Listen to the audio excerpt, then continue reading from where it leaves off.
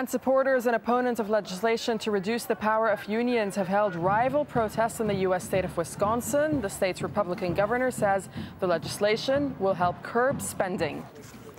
Full news hour at the top of the hour. Now it's frost over the world.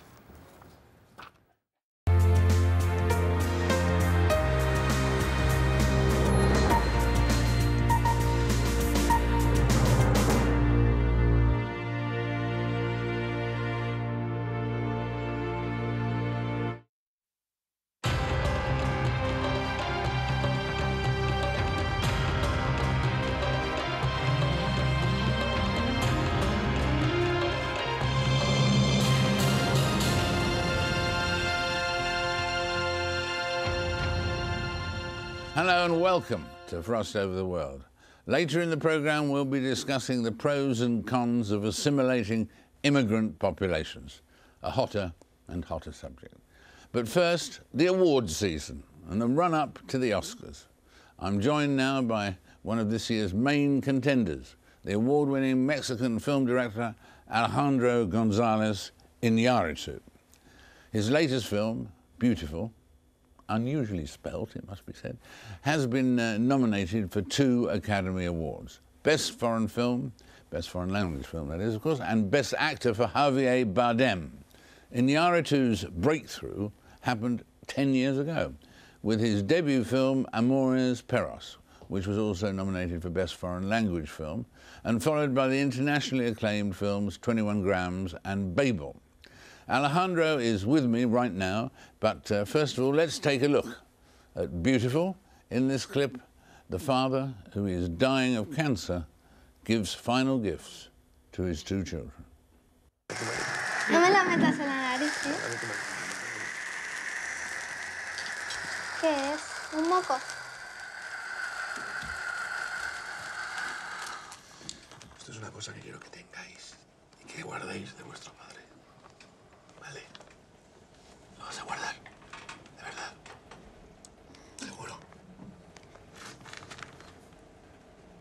¿Lo vas a guardar? Sí. Pues vamos a comer la tarta, ¿no? Why is death rather than life, death, such a theme? Everybody asks the question, I'm sure. Such a theme of your films, going back to the death trilogy at the beginning, etc.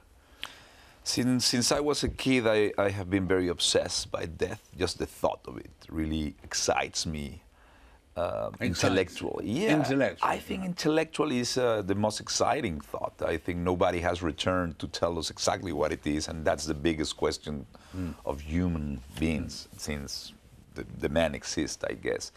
So it excites me intellectually, emotionally, spiritually, challenge me.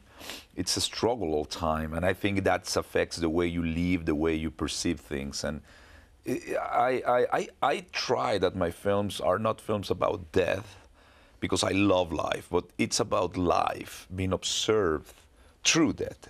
I mean, I put the camera in the final line. So when you observe life at the end of the life, at the end of the road, I think life is just different.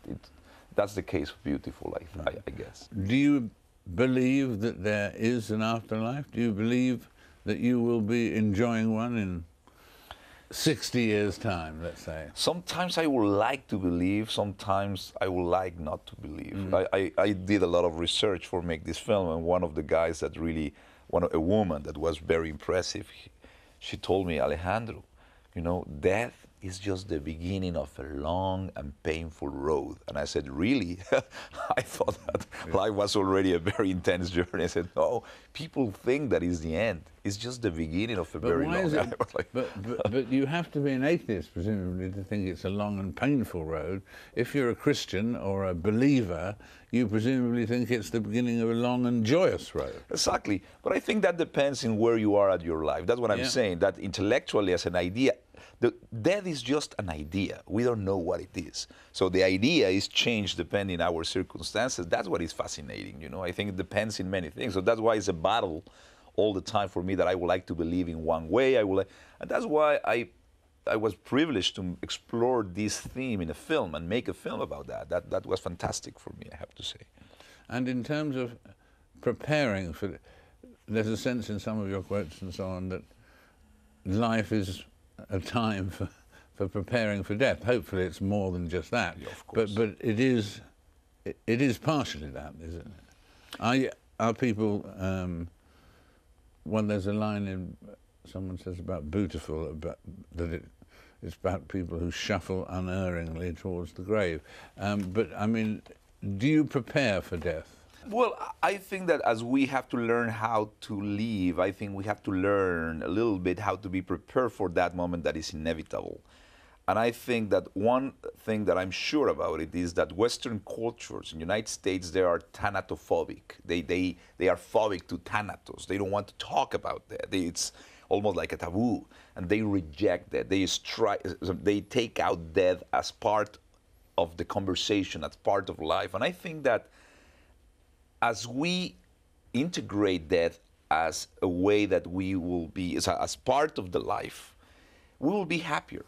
I think to think that the illusion to strip death from our thought, it will make us happier, is not true, because I think when you know that something will be finite, then you enjoy it more, you appreciate it more, and you don't take it for granted.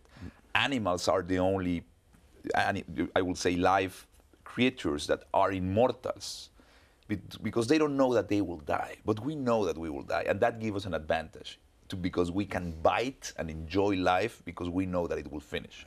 And that, I think, make people feel and live life much more plenty. Right. That's what I think.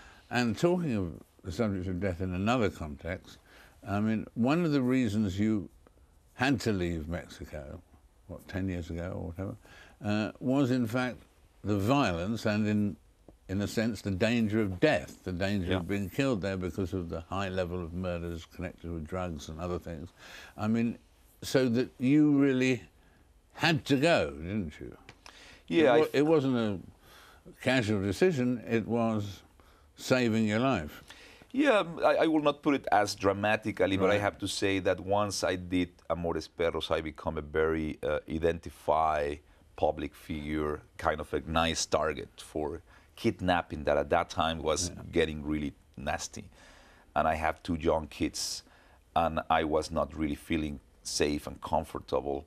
And creatively, I have to be honest too, there was an opportunity for me to put myself in an uncomfortable zone, which I like to do creatively, to not be comfortable and be Mr. González Iñárritu in Mexico and doing films there. So it was a challenge artistically, and at the same time, I had to move out because I felt safer, you know. And things are getting tougher now. My country is a beautiful country with a strong cultural heritage and beautiful people and resources, but the lack of opportunities of so many young people and lack of education has created a very chaos that is... So you couldn't really conceive, at least in the foreseeable future, of going back to live in Mexico for the danger and for the other reasons? I will love, because I miss my country. It's just that I feel that now my country is kidnapping this spiral of violence out of control.